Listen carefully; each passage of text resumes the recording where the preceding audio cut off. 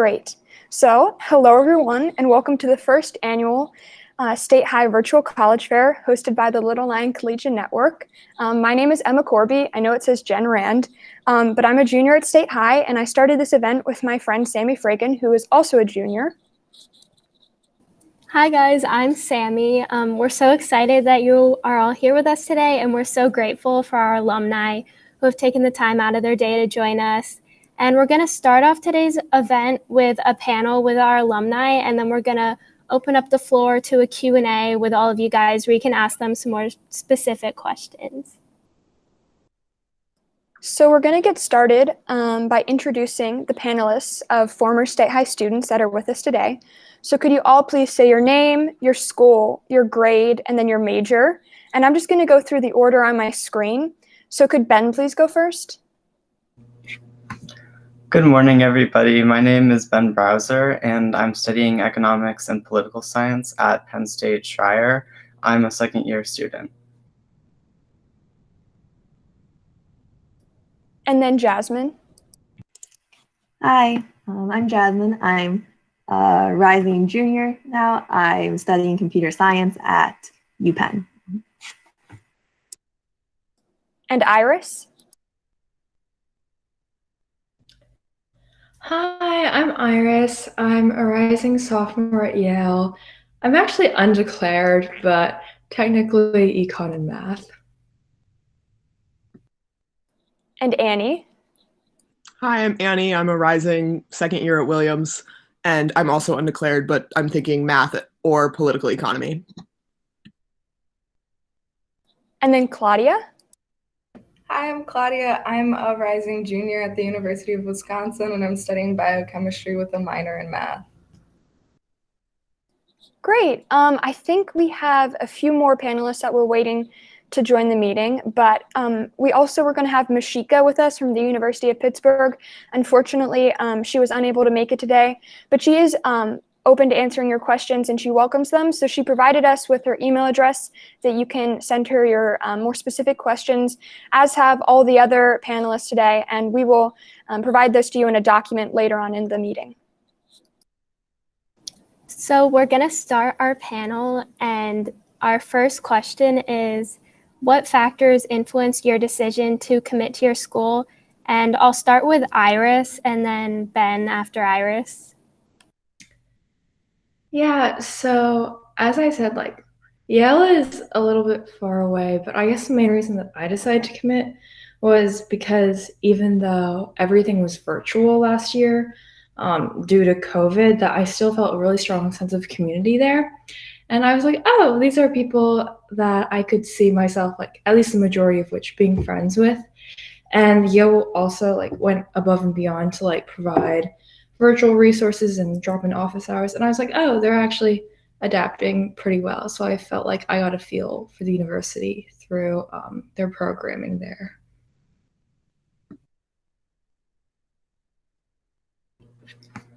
For me, a major reason to go to Penn State was just looking at what majors I wanted to study and what sort of programs were available at the different colleges I was looking at.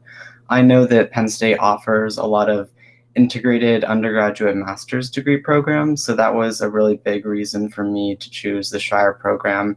It's just a very convenient way to pursue the economics degree that I'm looking at while also being able to major in political science. So whenever you're looking at colleges you want to commit to, if you have a sort of idea what you want to study, it can be really helpful to look at what classes and programs the colleges that you've been accepted to are offering, and really decide which ones you think are better suited to your career path. That's awesome. Thank you so much. So the next question is, what would you say is the biggest difference you felt between State High and then your university? And this question is for Claudia, Annie, and Chloe. So Claudia, can you start us off, please? Yeah, for me, it was definitely just the amount of freedom I had. I got to choose the classes. I got to choose if I wanted to go to class. And I kind of just got to choose where I wanted to be and when, and instead of being really stuck in a school building. And that was really nice. I think for me, twofold. First, Williams is a lot more diverse than my State High experience was. And second, we have a near open curriculum. with the exception of like distributional requirements. So the first one panned out as just like people who came from much wealthier backgrounds than I had ever been around. I was in the same suite with, and also people who had come from a lot less than most people in State College. It was just really fascinating to be around those people. That was a huge difference from the kind of people I was around at State High. And then second, we have a near open curriculum with the exception of like you have to take 2 classes in different distributions over your entire time there. And it was really different to like have full reign of control over what classes I wanted to take each semester. So it looks like literally just going to the course catalog and saying like, what looks interesting, what time do these work out? And it's like fully on you to decide what you want to put into your schedule. So those 2 things were really different for me. That's so interesting. Thank you, guys. I think Chloe is yet to join us, so we'll just move on to the next question. Yeah, so our next question is, how did State High prepare you for college, and what opportunities at State High do you recommend that students take advantage of? And I don't think Sebastian is here yet, but I'll start with Ben. State High is just loaded with all sorts of different organizations and clubs and activities. For me, that was the number one thing I would recommend students take advantage of. There was nothing more valuable to me than being able to experience different activities that there really aren't courses available for at State High. So I was really interested in things like economics and law, but we really don't offer courses that touch upon that. So organizations like Model UN or Debate or Mock Trial or DECA, they all focus on those same kind of activities that aren't represented in courses. So as far as getting prepared for college, I would recommend just experimenting with whatever clubs you're interested in, especially if they're things that you can't get out of a course, because then you'll get to touch upon a lot of the topics that are available for study in college that aren't necessarily going to be covered in your typical classes.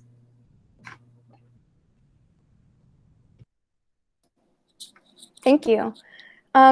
So this question is for Jasmine, Annie, and Chloe, but do you have any tips that you found to be successful in your experience with the college application process? And could you just speak to that process a little bit?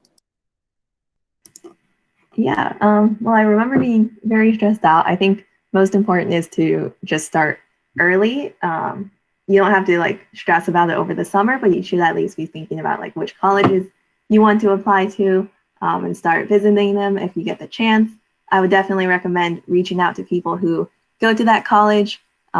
Ask them like how their experience has been, if they have any more specific application tips.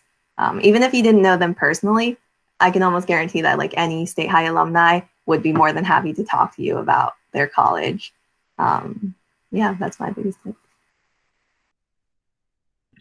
Yeah, I totally agree with Jasmine on all of that. I think colleges have gotten really good at doing like a virtual tour even now, especially with COVID. So even if you can't visit, if you're looking at schools that are really far away, check out what they have on their website and get a feel for the school. In terms of applying, like it's so cliche, but just like be yourself, be honest. I think within that framework, there is room to kind of package yourself in a way that seems cohesive, because ultimately one person is going to like read your life story in a few minutes and try and pitch that to other people. And if you haven't packaged that to them in a way that like makes sense and makes it easier for them to explain why you're awesome, it's going to be hard for them to like figure you out. So just like look at your application as a whole, make sure it kind of makes sense, and kind of remember that you're going to be pitched at the end of the day. Awesome. Thank you so much. So our next question is, what clubs and activities are kind of like available at your school, and what are you involved in? And I'll start with Iris and then go to Claudia. So I'm involved in mainly, I think, 3 things. First, I work part-time at my school's like undergraduate, oh my goodness, it's UOFC, so Undergraduate Organizations Funding Committee, which is just reviewing funding applications. And I think it's a really chill part-time job that's helped me like get a better grasp of what organizations are doing around campus. And I also plan events for the class on the first year class council and do policy work with Yale's version of student government, which they like to call the Yale College Council. So that's what takes up my Google Calendar time. I'm involved in slightly different clubs. I'm in the triathlon club at UW, so we just get together and practice. And then I'm also part of Badgers for Special Olympics, which is an organization where we work with Special Olympic athletes and compete in competitions with them. But in general, I found here at least that if you're looking for a club, for like a specific club, it's probably going to be there. Like there are a lot of different options. Awesome. So the next question is for Jasmine and Ben. And it's kind of, if you were going to describe your college on a spectrum, would you describe it as more competitive or collaborative in terms of its environment? I think Penn definitely has a reputation for being one of the more competitive college environments. But I honestly don't think it would be fair to classify it as like either competitive or collaborative. Since like the truth is that it's both. You're like in a group of incredibly intelligent and very hardworking and ambitious students from the US and all over the world. And that's a super valuable thing, but naturally it can also be intimidating and can feel like a more competitive environment, especially coming from somewhere like State High. There are things that I dislike about the school, like clubs have applications, which was very interesting coming in. You have like a whole interview process sometimes and technical challenges. Some classes are curved, and it's known for having like a big focus on pre-professionalism. But that being said, like competition is not necessarily always a bad thing. It definitely teaches you things like how to handle rejection, and it forces you to like determine what you want to focus on. And also every like school, every major and every experience is different. Wharton is probably the more competitive school, but I know tons of kids from like the College of Arts and Sciences who have very different experiences. So it also depends on like what you would want to get out of Penn. But that being said, I've never met anyone who is like cutthroat or like a snake, which is I guess like the stereotype. And like if people like that exist, it's very rare. Usually people are more than happy to collaborate on problem sets, study together, help prep for interviews, share application tips.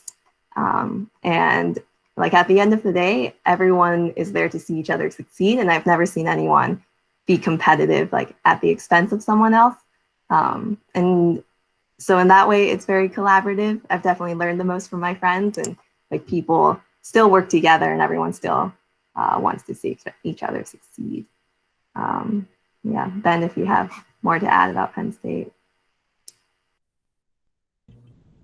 My experience is a little bit more limited, just having been a freshman during entirely virtual semesters. I don't think that I have as much of an understanding of how competitive a class might be in person when you're really seeing people every day, or even how collaborative it is whenever you're able to talk to people after classes.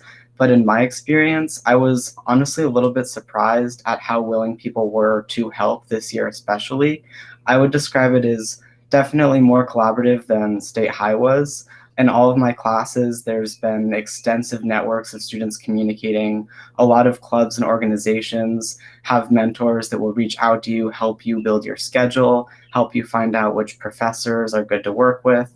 And in general, there's definitely an atmosphere of trying to help people out, particularly I think upperclassmen helping younger classmen, because there's really no lateral competition that way. So I think it's probably true at most colleges. If you're looking for someone to be a mentor and really trying to find someone to help you, I would look to upperclassmen that aren't necessarily your direct competition, and they'll have the additional experience of being older and having gone through a lot of the same courses. So if you are looking for collaboration and you feel like you don't necessarily find it among your peers, you can always look to other grades.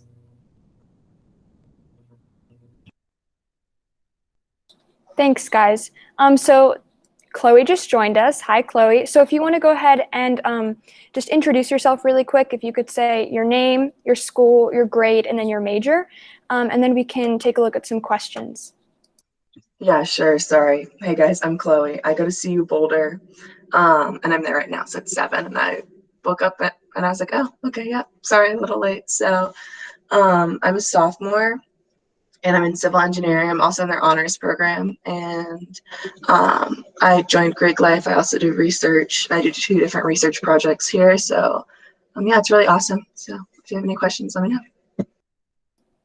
We can just interject, go back. We had a question previously that we were hoping you could just. Oh yeah, sorry. You're good.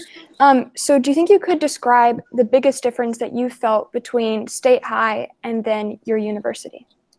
Yeah, so I mean, I guess we all like have had Penn State, and so we kind of know about that. And Boulder's about half the size, about 20,000 people.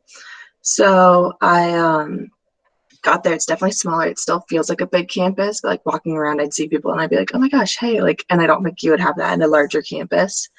It also is interesting because Boulder is 100,000 people, like as a city, as State College is only like 40, and so it's a suburb still, but you have almost like a small city that's involved with it.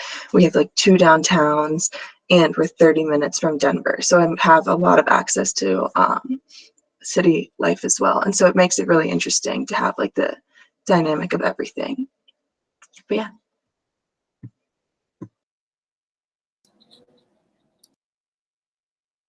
Okay, our next question is, how do you balance this is for, we'll start with Iris and then Chloe, but how do you balance your academics and social life at your college? So at Yale, there's a saying that's like, let's GCal a meal. I think that pretty much sums up Yale social culture. People just spend a lot of their time eating together, for better or for worse, one could say. But I guess a lot of the time people will like just send a GCal invite because then it automatically shows up on the other person's or like both people's calendars, which is really helpful.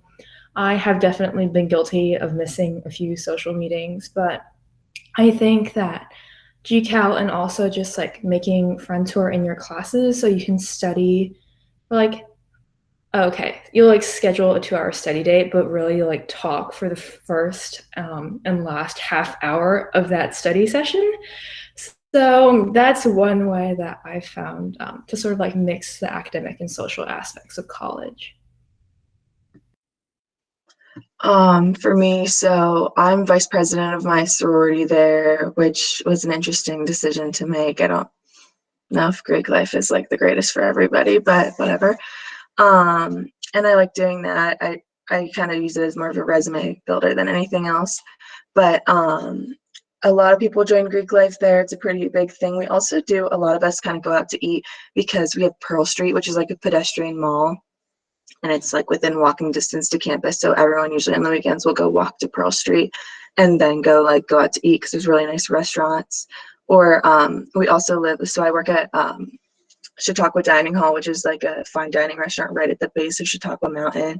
And so we always go on like weekend hikes, and this like past year I've lived like 2 blocks away, so I'd go on hikes like 3 or 4 times a week. So yeah, we kind of have a nice like variety of things that we can do to be social. But yeah, I'd say probably going out to eat and going for hikes are our biggest things. And it makes it kind of nice because we're so close to the mountain that people will go as like a study break as well.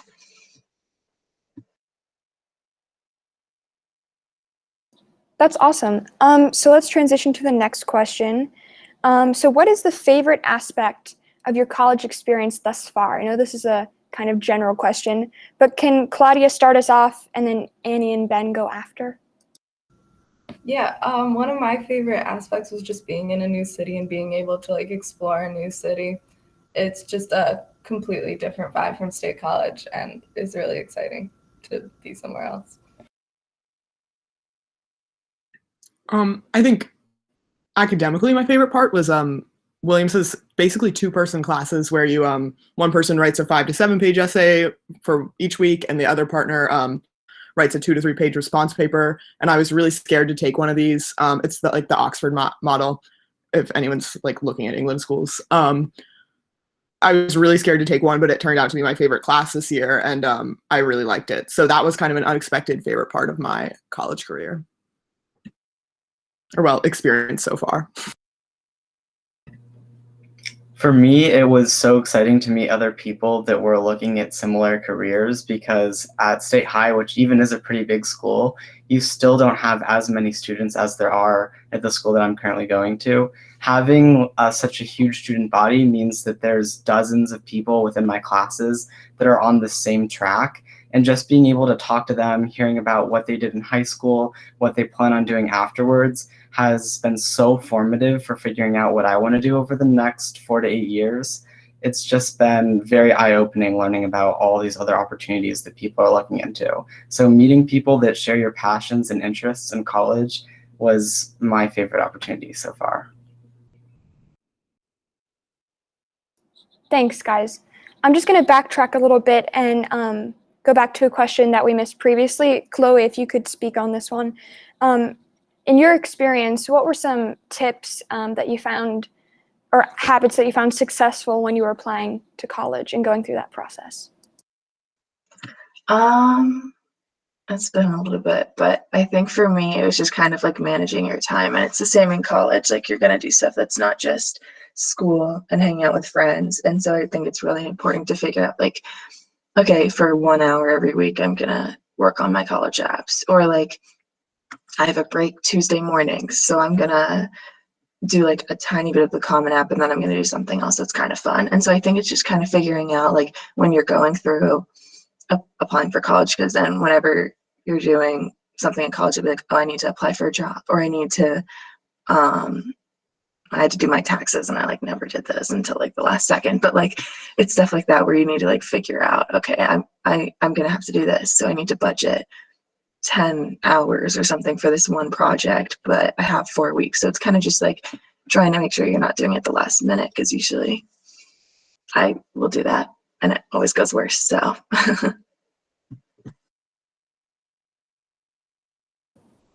Awesome. Thank you guys so much.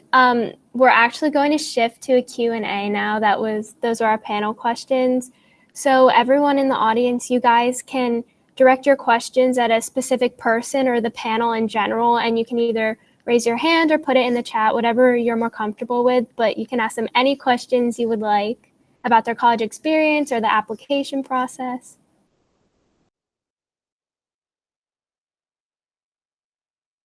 Go ahead, David. All right. First of all, thank you all for the panelists for coming out here today and answering questions. My question isn't really meant for a specific person, so anyone who wants to answer it can answer it.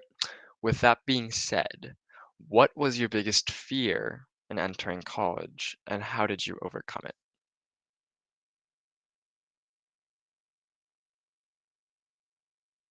I can go first. So I moved to Boulder. I didn't know anyone going to Boulder. I didn't know anyone in the state of Colorado. And I didn't know my roommate. I just kind of was like, all right, whatever. If I hate it, I'll transfer back. And so I think for me, it was like, okay, I literally, and I feel like it's the same for Iris and Annie and Claudia as well. Like going to a different school and not knowing anyone is kind of scary, but it's also kind of fun. And I thought of it as more of like a challenge and an adventure. So when you move into the dorms, if you move into the dorms, like it's super easy because you just kind of hang out with your roommate and then you make a group of friends. And then from there, you guys kind of go on your own paths and join clubs and do the different activities. So it's really like, it seems really daunting and it's actually just not at all. But that was kind of interesting to see how it all works out, you know?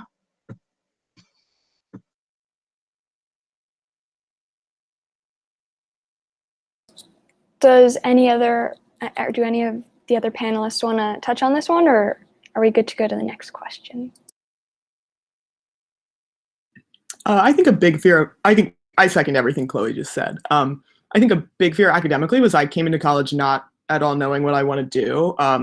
Like I didn't know what I wanted to major in. I still don't, like I still to a lot of extent don't know what I want to major in, don't know like what I want to do after college. And I found a lot of comfort in a lot of other people being in that same position and not needing to declare a major until the end of my sophomore year. And in talking with upperclassmen, realizing that it's truly like you can declare a major at the end of your sophomore year and complete the whole thing in time to graduate. And you do have a lot of time in college to explore and figure out what you want to do and change your mind, which is really comforting for me. Yeah. That's awesome. Thank you, guys. Lena, do you want to ask your question? Yeah, and I'm sorry, I don't know how this might have been different from for some of you due to COVID last year. But if you were able to visit campuses, what specifically were you looking for in a campus? And for your specific campus, what are some of your favorite parts of it?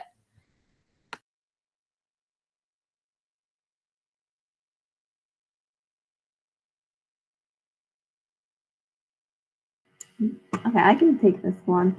Well, one thing I think is important to remember is that like you shouldn't place too much importance on your college visit day. I remember someone told me that like so many other factors can affect the way you feel, like what the weather's like, how many people are on campus, things like that. So like just because you have a bad visit at a college doesn't necessarily mean it's like not the right fit for you. But I think when I was visiting campuses, it's also always great to get a tour if you know anyone there. But it's good to know, get a feel for like how the place feels, which I know is very vague. But things like places around campus that you might want to visit if you live there, whether or not you like the city more or a more or like a quieter, more rural place. Like those are things that aren't directly related to the college, but are still going to be like very important factors on your college experience and what you want to get out of college. Yeah, at Penn at least, my favorite parts are the food trucks. Those are always great. The main like walk is called Locust Walk, and that's always super pretty. There are trees all around, and the buildings are beautiful. Yeah, those are probably my recs.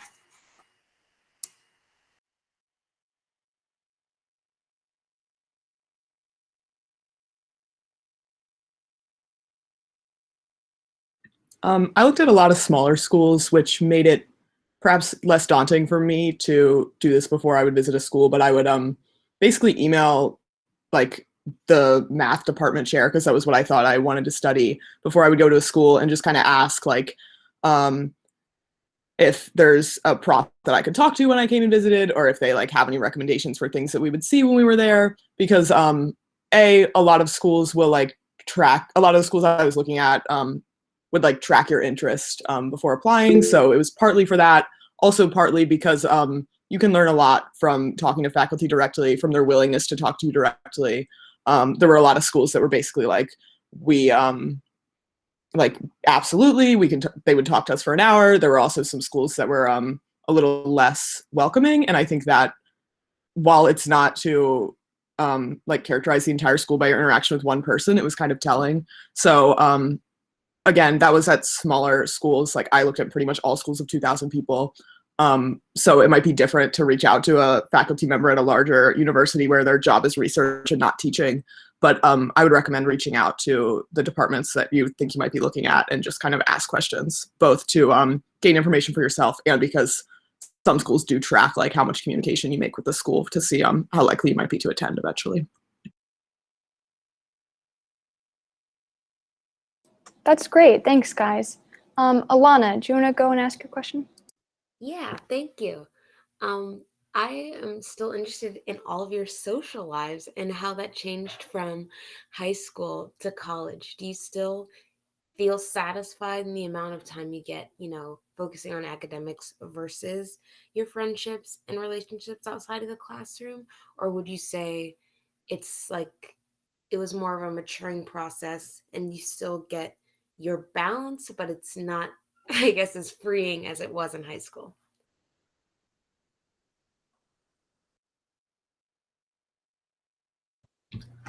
I think that it's a little bit of both because I have probably had substantially more work this past year than at any point in high school. But the work that I'm doing is work that I knew that I was going to do it. It's all in my major. It's all things that I'm very interested in. And it doesn't feel like busy work. So there's a very big difference between doing 6 hours of homework for 8 different classes in high school or doing 6 hours of the thing that you're really interested in, working on groups with people that you really like.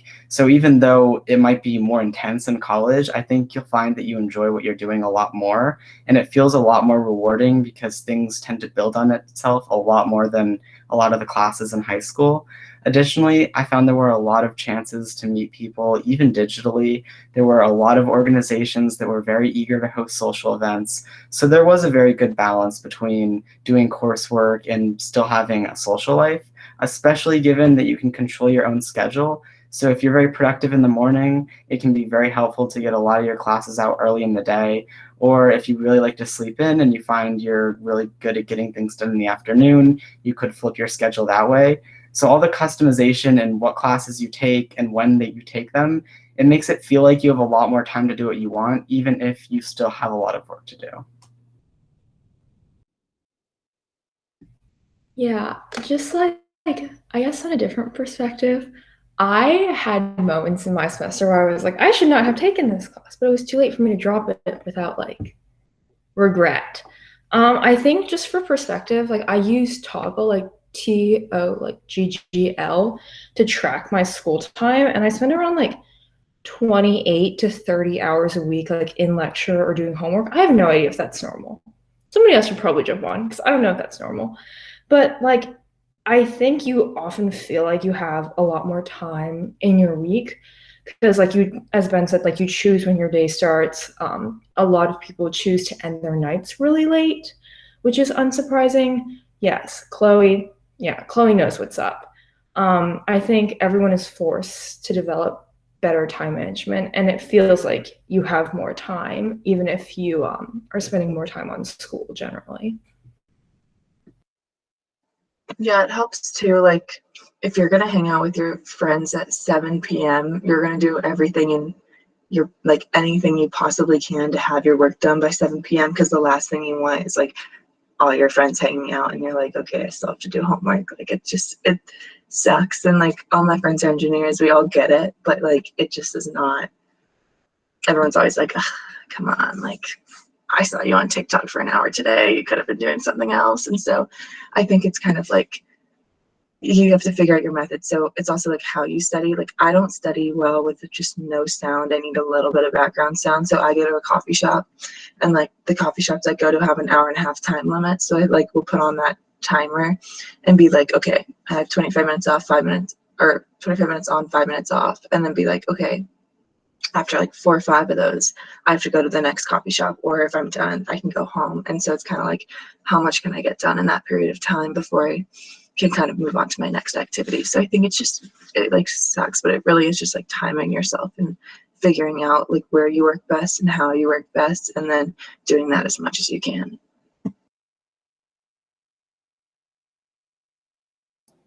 Thanks, guys. Kate, do you want to go ahead and ask your question? Yeah, I have 2 questions, and really anyone can answer them. But when would you guys recommend starting your application essays for like college? And when is a good time to start asking teachers for like recs? I can take this one. I would honestly say do it as soon as possible. If you can start your applications, writing them in the summer, it'll be a lot less overwhelming once fall comes. I didn't do that, but I would recommend doing that. And then I don't know exactly when you should ask for recs, but teachers do get overwhelmed if you ask too late. You're especially with like WAGR and stuff, you're more likely to like get rejected like the later you ask. I would say if you're a junior right now and you think you have a really good relationship with your teachers from this year and you think you're going to ask them for a rec, I think it would be totally appropriate to ask right now, because this is a time when they're not flooded with other people asking for recommendations, unless like all 20 people on the call ask the same teacher. But anyway, I think when the relationship is fresh and they have these kind of anecdotes in their mind of the year that they had with you right now would be an appropriate time to ask for a recommendation. And obviously I second what Claudia said about like do it early, but also like I did almost all of my applications like over Christmas break and it was fine. So you'll figure it out, but doing it early will be a lot less stressful.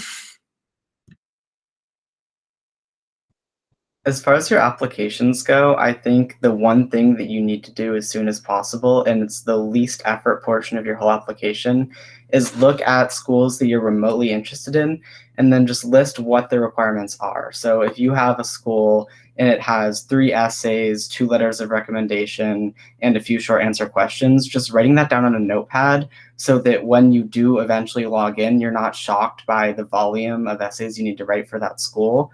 It really helps you to be able to look at this and say, maybe I have more time than I realized. This doesn't look like it'll take too long. I'll start in October or later. Or maybe you look at that list and you see that you have to write 12 essays that aren't even interconnected and you want to start even before September. If you make those lists really early, you can gauge exactly how much time and effort the applications are going to take. And then you can kind of make that starting decision on your own. Some colleges will require nearly no or just 1 essay, while others might have 4 different extremely long essays. So you really want to just write all of that down probably early or mid-summer, just so that you can look at that and say, now I know when I want to start. That's great, guys. Thanks. Go ahead, Christina. This is for like all of you. How has your like general schedule and like when you're making a calendar and like organizing when you'll do what and motivating yourself, how has that changed from high school to college?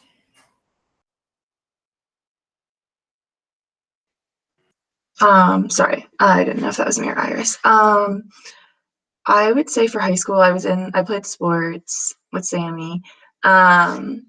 I also, I don't know, I was in some clubs, I did some stuff, but I wasn't like too busy. And I also didn't believe in scheduling anything. And I was like, whatever, I'm just going to go with the flow and whatever happens, happens. I don't really care, which is maybe not the best mentality to have with academics, I now realize. That being said, so definitely I got to college. I like had my first applied math exam and I like didn't bomb it, but like I did not do well by any means. And so I was like, okay, like I need to get myself like a little bit more in order here. And so I think you kind of just like, I don't know about everyone else, like they probably were just like, okay, we're organized already, we need to get more organized. But for me, and I know a lot of people that I was with, everyone just did bad on the test and then was like, okay, yeah, I need to start doing like something different, and just kind of kept trying different methods and different study tools and everything. And then I said by the end of my first semester, I kind of had it down, but it really depends.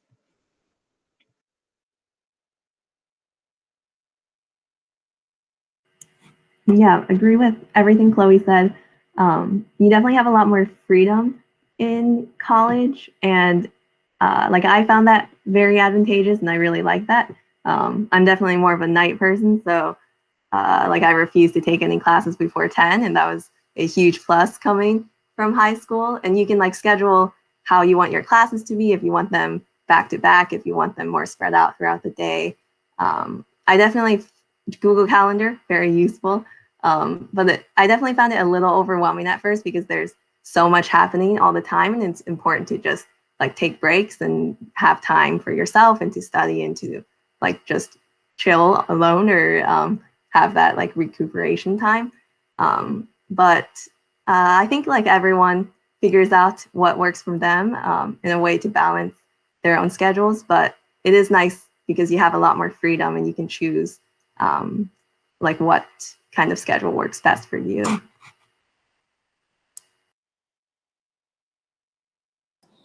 Allie, do you want to go ahead and ask your question? Yeah, absolutely. Thank you all for being here today. I really appreciate it. My question for you all is there a certain method of studying that you found that is very helpful for you, or have you developed a new method of studying?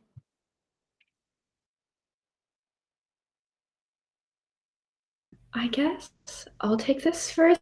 In high school, I just reread notes. And unfortunately in college, I discovered that that doesn't really work quite as well.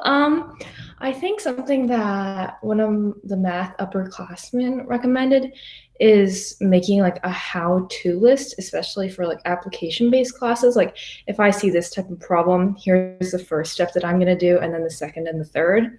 And for me, just like having, usually like for each exam in math we had, I would have like a 5-page thing, like 5 pages, and one side of paper is a sheet, not like 5-page back and forth. That would be extreme.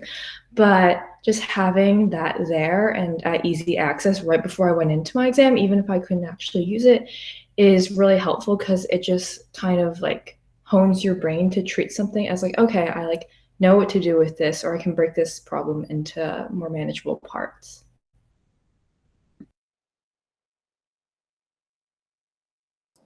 I would just definitely add that it is different for everyone, and everyone has a different way that they study that works for them. Like my friends and I will go into the exam studying completely different ways and get the same grades. So it is really dependent on how you function best, and I think college is a great place to like explore that. A major culture shock with me with studying was that we didn't have a lot of assignments going into an exam. So it's not like you had many little quizzes or a lot of homework assignments that you could look at and know exactly what to expect. So just like Iris said, I made tons and tons of how-to guides for any kind of problem I could think of. And then just creating practice exams for yourself if you're used to studying off of past results can be very helpful because it tells you what sort of things you're getting wrong and what sort of areas you need to focus on. Because a lot of the time, at least in the classes I was taking, going into an exam, you would have no idea what your weaknesses and strengths were because there wasn't too much quizzing or assessment before that. So it was really important to be keeping track of your own understanding of subjects so that you knew what your weaknesses were and what parts you needed to study. I also think it's different if you're looking at like a hard science or social science or business. It all depends. So for me, all of our professors even told us the best way is doing kind of what Iris said, and then also going through and doing practice exams. And they'll have like an exam bank that's like on their site that you can access if you're a student, and it'll have like every midterm and final for the past like 10 years. And we would literally just go through and do every single one before the exam. And I think it's also important, like this semester I had 3 classes that would have midterm, or what we call every exam a midterm, which is dumb, but whatever. And they would be like back to back to back. And so I was like, okay, I can't study for like 3 exams like that are literally like in the same day or like whatever. I can't cram for those.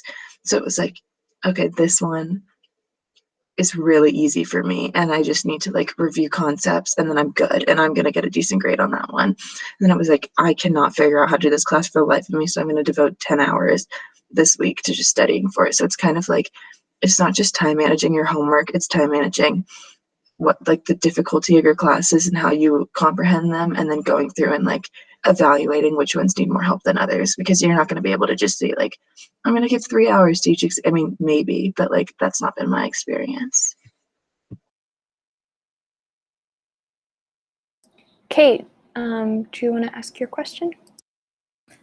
Yeah, thank you. How has Clep exams or AP exams helped you guys in your course load for college? Like, it's obviously like decreasing your course load by a little bit, but how does it help you guys, like you're like managing your time and everything?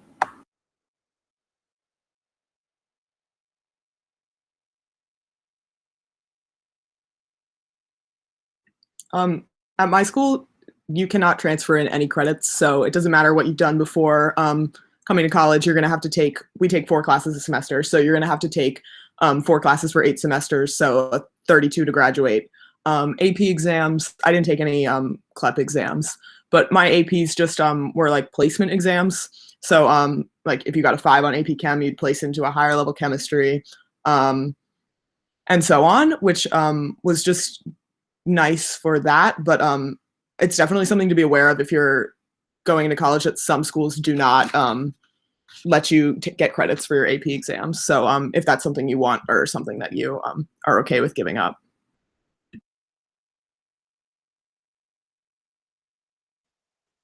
Yeah, Boulder's a lot easier with accepting them than even Penn State is. It's not crazy difficult in that way.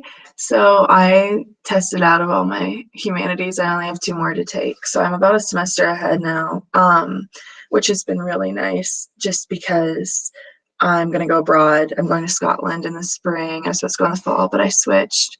And then on top of it, so I'm in a club that like is doing a competition with Elon Musk. So now I have like I can go into it and it's a scouting event and I can be like, oh, I can like graduate a semester early and start earlier, or I could work on a co-op. And so it gives me a lot more leverage when I'm arguing for internships and co-ops and being like, I'm actually more ahead of my degree and I've done this well.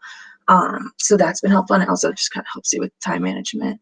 But yeah, I think it hasn't, I wouldn't say it's helped me like besides just like having a general understanding of things before I go into a class. But honestly, I wouldn't say that I'm like APs have like saved my life going into college. It's just kind of as like I took them, but then a lot of my friends who are in just the same classes and doing as well, if not better, never took APs. So it really is just like giving yourself a challenge in high school so you can understand that you're going to have a challenge in college. Thanks, guys. I actually have a question. It's a little more broad, and it's for the whole group again. So what are the dining facilities like at your university, and where's the best place to eat?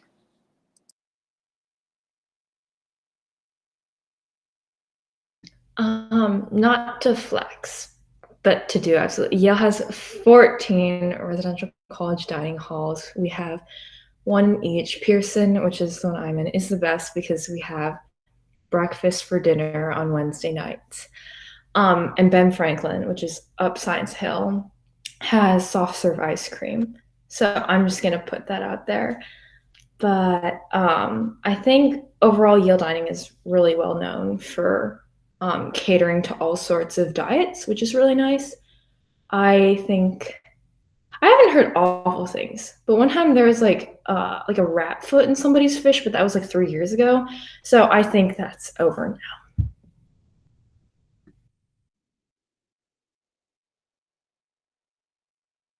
Yeah, no, we had a live frog last year in our salad bar, which was an interesting event to witness. No, our food is not good though. So I ended up not getting the freshman 15. I lost 15 pounds because I hated the food and I couldn't afford to just go out to eat all the time. So I ate a lot of Taco Bell.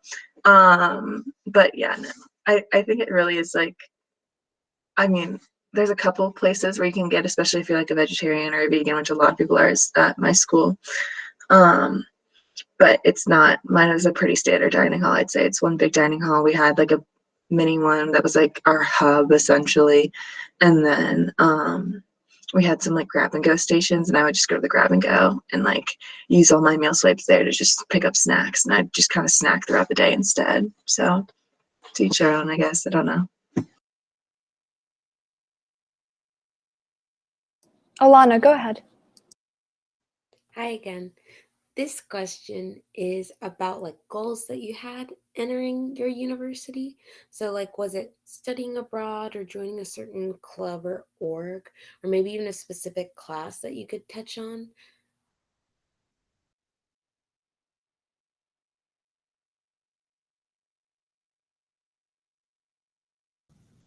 I guess I can take this. One of my goals is to go abroad, and I'm planning on doing that senior year. And I definitely had to start freshman year planning out my schedule so it would work, so I would have all like the classes I needed before I went abroad, and so I'd be more relaxed. But I think it also depends person to person.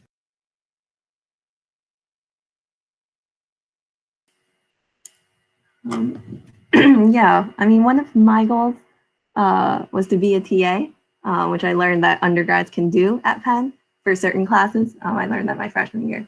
And I started TAing my sophomore year, and I've honestly loved it. It's great to be able to teach. Well, sometimes they're older than me, but underclassmen. And it's an intro sys class, so it's nice to be able to see people as they're just starting their comp sci careers. And then my other goal was to try to get my master's in my 4 years here, which I am still working on. So we will see. Jasmine, when you say TA, is that you're teaching the class? Like there is no prof above you. It's Jasmine Cow is teaching this class.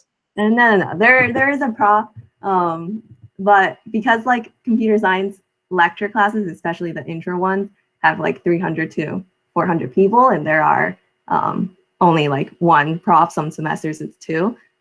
Usually TAs will have like a much smaller group, so usually it's 2 TAs per 20 students, and then we teach like recitations and do code reviews and office hours and things like that. Okay, so we actually had some people ask some questions when they were signing up for the event, so I'm gonna go through some of those now.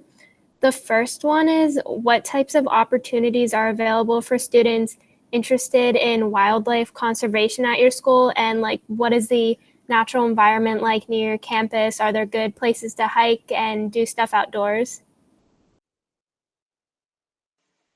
Yeah, I live in like the hippiest city in America. Um, one of my like really good friends actually is interning and volunteering at a wildlife conservation place this summer. And there's like a lot of, when we have job fairs and stuff, there's always like 10 or 15. Maybe not that many, but like over the year, there's probably 10 or 15 people that come in that are specifically wildlife conservation kind of places. And it's really interesting. We also have like Chautauqua, and we're just like covered with we have mountains everywhere. We go ski every weekend. It's kind of just like everyone's outdoors all the time. And like right now we all go to Boulder Creek, and it's just like a little creek because there's no like ocean or anything. So we all like go tubing and like take mattresses and just like go down the creek and stuff on a free time. So it's really fun. But there's definitely that everywhere if you just look and kind of look at the city and not just the college, and kind of compare like, okay, what are the hiking routes here? Like, are there conservation sites that are 20 minutes away from me, and maybe not freshman year, but like sophomore year, if I have a car, I can go and get it. You know what I mean? So.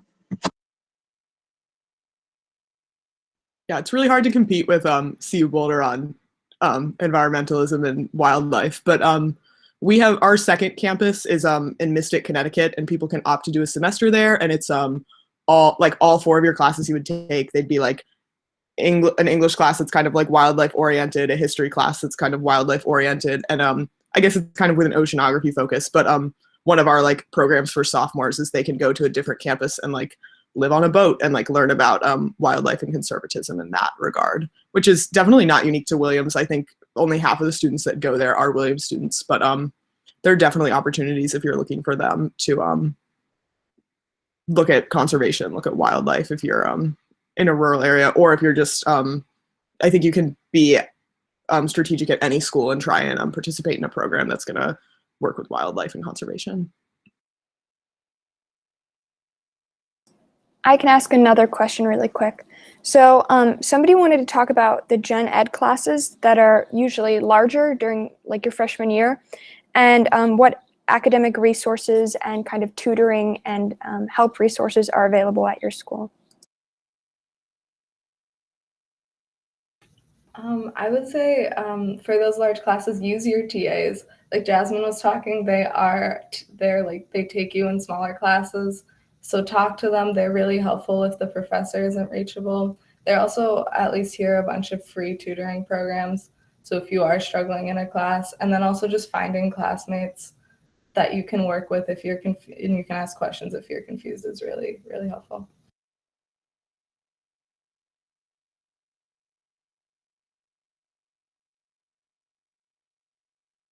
Okay, I'm gonna read another question that someone had. This is more for Ben because it's about Penn State, but do you know any ways to get scholarships at Penn State when you're applying? While you're applying, going in as a freshman, you can always just go on local community lists. There's a few of them on like the Center Ready website that are specific towards Penn State. In general, and this is true, I think, to most schools, you get more scholarship opportunities the more time you spend at that university. So now going into my sophomore year, I've applied to maybe 8 or so scholarships that are oriented towards my majors, towards the College of Liberal Arts, and just general things that are a little bit more specific. Penn State also, of course, has the Share Honors College, which if you're accepted to is tied with a scholarship.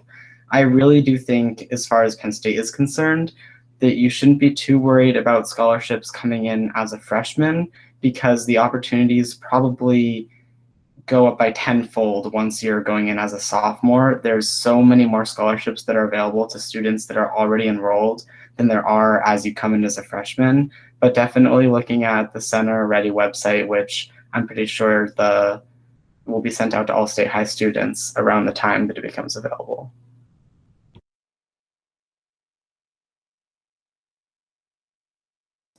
I'm sorry, Kate, I think we missed you. Go ahead and ask your question. No problem.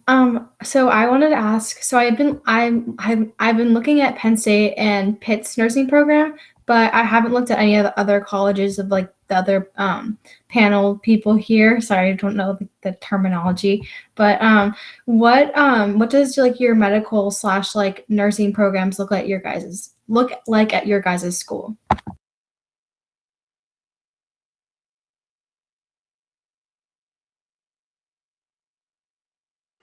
Okay, well, I'm not super familiar with what Penn's medical stuff looks like, but I do know that the nursing school is very good. I know like people who are in the nursing school are a super tight-knit community, and there's a lot of good lab work. I mean, I'm sure you can say the same for Pitt and Penn State, but yeah, Penn has a lot of really great hospitals right by, and I know a lot of people do research there and do clinics there and things like that. I just realized, I'm sorry, you guys none of you are like have majors in the medical field, but like I figured like you are more familiar with it than I am since I'm not actually on the campus. Boulder doesn't have a nursing program. Well, they do, but it's in Colorado Springs, which is like an hour and a half away, and you'd have to do like a branch a couple years, which I would not recommend.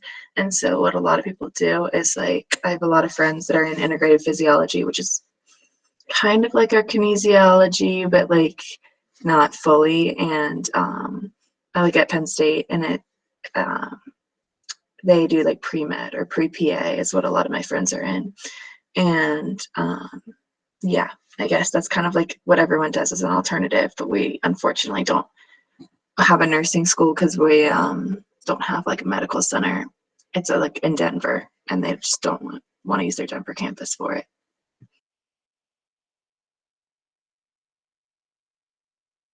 I think most small liberal arts colleges do not have a nursing program, with the exception of maybe like Tufts and Wesleyan, if they count as small liberal arts colleges. But it's just something that I don't think you can find at a really small school, which is a bummer.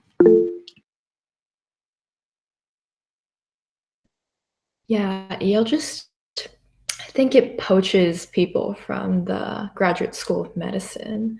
We do not have a nursing school either. We have a lot of hospitals. I'm not sure why they don't have a nursing school. Maybe you should ask them that. But like in any case, I know that there are a lot of like pre-nursing people at Yale who are mostly like following a pre-med track. I don't think that's super helpful, sorry. Don't worry about it. Thank you so much for trying to help, guys. I really appreciate it. Okay, another question that we had is kind of like, how did you brainstorm ideas for your Common App essay and kind of like your supplemental essays? Like, how did you get that process started and think of ideas?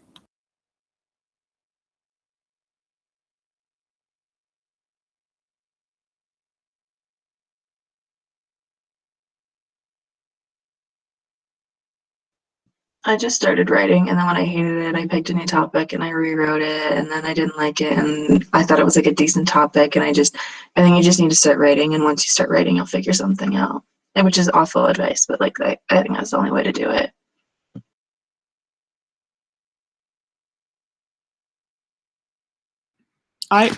What Ben said earlier about how you should kind of make a list of the schools you think you're going to apply to, the criterion for those, absolutely second that. And under that, kind of look at the essay prompts that they're going to ask. I basically kind of like looked at the supplements I was thinking I was going to have to write, and saw like, okay, this is going to cover like a lot of the activities I did in like all the clubs I did, or like kind of the sports I've done. And then I kind of thought, like, what else do I want to write about that isn't going to be covered by these supplements? And that was kind of how I decided like what I wanted to write my Common App essay about, and how I would pick what I was going to write on. And then at that point, I totally agree with Chloe that you just kind of have to start writing and know that some of it's going to be bad, and that's how it's going to get better.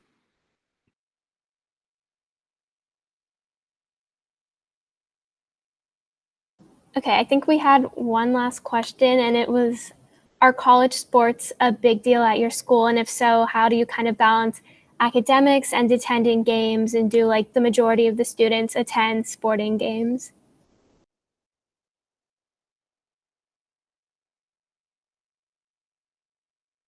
I can go. Here it's definitely a really big deal, but like if you're not interested in attending games, you don't have to. But at games, the big ones here are hockey and football, and like showing up, like it's like 2-3 hours out of your day. Plus, like if you want to do stuff before, you can, but like it's not that big of a commitment.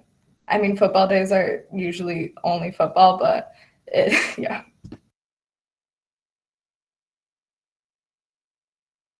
Yeah, it's a big deal at Boulder. I mean, we're not very good, and so it's not like that big of a deal, but we were in like March Madness this year. I have a couple friends on the basketball team, so it was really fun to see that.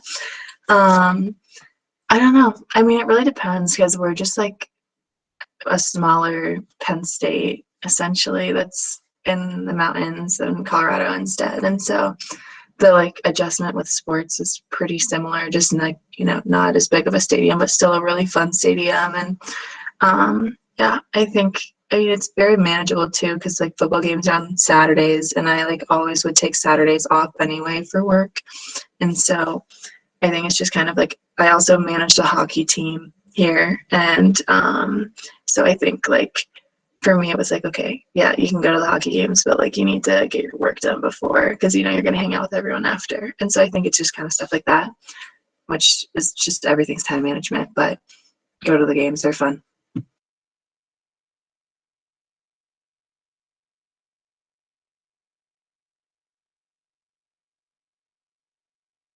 Awesome. I'm so sorry. Oh, go ahead, Annie. I just wanted to offer a different perspective. Sports are very irrelevant at Williams. People are busy. Going to a sports game takes a lot of time. Our football field is like the least sacred space on the campus ever. People like walk their dogs on it and like let their dogs poop on it, and like it's a problem, but like not a huge problem. So definitely not a school to come for if you're looking for rah-rah sports atmosphere. There's some great perspective, guys. Thanks. I'm really sorry if I pronounced your name wrong. Rita? Yeah, you're good. Okay, thanks. So my question is, how important is networking in the first few years of college? And did your colleges have events where you're able to connect and kind of reach out to professors or organizations, or really anything to do with your interest and major?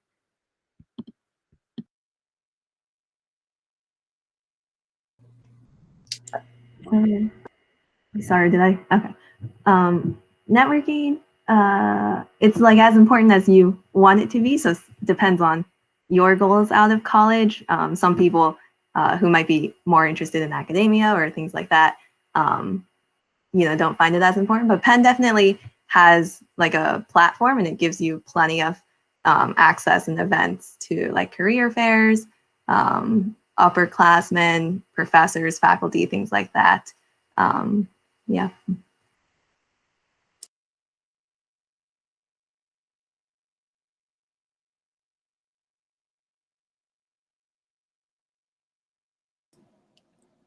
Lena, you can go ahead and ask your question. I don't mean to harp on time management as much as we already have, but I noticed, Chloe, you mentioned that you work. What is your kind of experience with working while as a student at college? Like, how's the stress level with that? And I don't know if anyone has experience like also having worked in high school. What's the difference between working in high school versus working in college? Yeah, so I worked in high school and I worked in college. My jobs like during the school year weren't as demanding. Like I'm working 9 a.m. to 10 p.m. tonight, so I'll have to hop off in a couple minutes. But um, I honestly, it gives you a better, like, you're not as stressed because you have less time automatically, but you know, like this week before I'm even going into it, Monday, 4 to 9, and like Wednesday, 7 to whatever, I don't know, noon, I'm gonna be working. And so then it's like, okay, those I can't do school, I can't do class, I can't do homework, like I can't do anything academic and I can't do anything social. So like here's how I'm gonna have to budget my time around it. So like for me, I always work Sundays and Mondays. Those are my big, like I wake up early in the morning and I leave wherever I'm studying late at night. And so I never schedule work on Sundays or Mondays if I can avoid it, because like I'll get all my work done then, and then I'll have like progressively less as the week goes on. So like working on a Wednesday, Thursday, Friday, like that time is good for me because I like know that I'm not going to be hanging out with my friends until like later in the evening, and that I'll have most of my work done. And like I already know what my exams are before everything the semester even starts, so I can like budget that in before, like with requesting time off. So it kind of just forces you to be more organized. But I wouldn't recommend, if you don't have to financially, I wouldn't recommend having a job the first semester.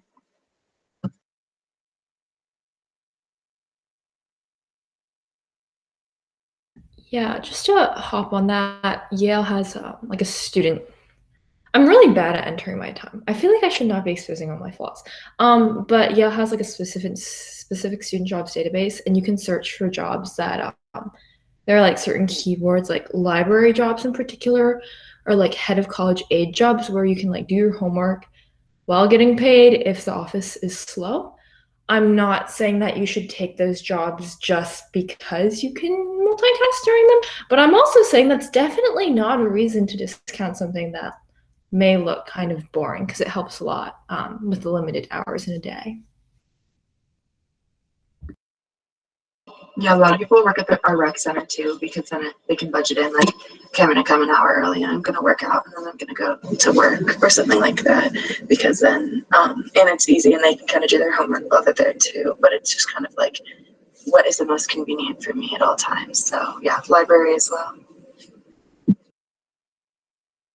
There's also note-taking jobs at my school. So basically, you get paid to upload your notes onto the Canvas page for the class.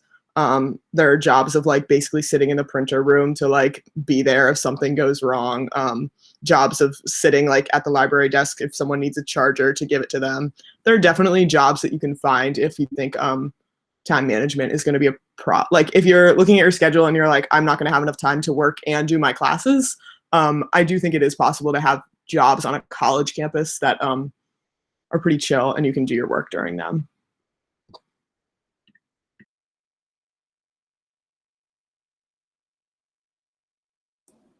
Go ahead, Kate.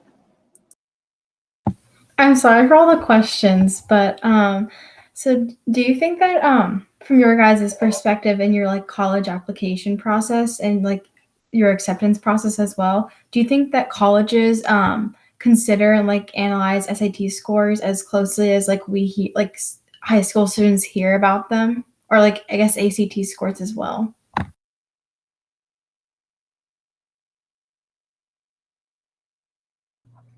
I think, especially with COVID and a lot of the announcements that colleges have made recently, it's probably evident that they look at other things very heavily, and they've even said themselves that they're capable of making decisions entirely absent of those test scores. But of course, this kind of question really depends on the college you look at, because as you get into more competitive colleges and programs, every single thing on your application is going to count, because the vast majority of applications will come down to a wire. And the SAT, ACT, other sort of test scores are very easy metrics, which they can compare people that they may otherwise be very ambivalent between. I do think it definitely matters in that situation, but you just have to look at the context of the programs you're applying to. And of course, just understanding that as schools become incredibly more selective, every little detail in your application is going to become that much more important. So it's not something you should disregard while in high school, but if it is something that you struggle with, it's not something that will destroy your application either. There's plenty of schools that are test optional, let you use your best score, or simply don't give it as much weight as you might have heard. So I really would just look at programs that best fit your kind of skills and the kind of things that you have on your application.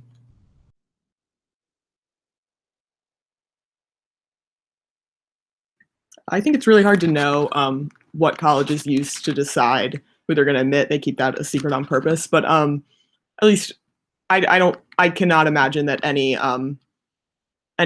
board that's trying to decide who they're going to admit is looking only at your SAT score alone and saying like, oh, this student got 10 points better than the other student.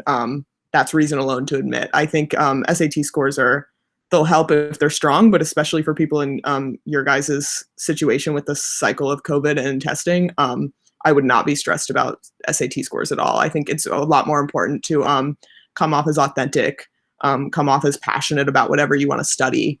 And that's going to be a lot easier for an admissions officer to pitch and get excited about when they're reading application than just some random number on your application. I also think if you're taking APs and you did well on those, that's a great way to show like testing excellency in addition to your SAT scores, and your GPA are all factors, and no one of those things is like more important than the others are going to like drag down other like great work that you've done.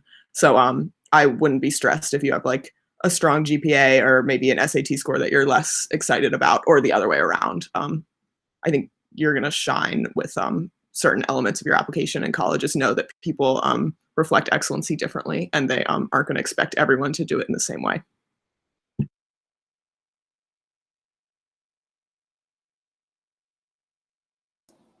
Okay, so we're nearing our time, and I know Chloe has to leave a little sooner. If anybody has any last minute questions, please feel free to share those now. But if not, thank you all so much for attending our first ever virtual college fair. And a super big thank you to all of our alumni for joining us today and sharing your wonderful insight. We really, really appreciate it. So I'm just going to go ahead and stop recording really quick.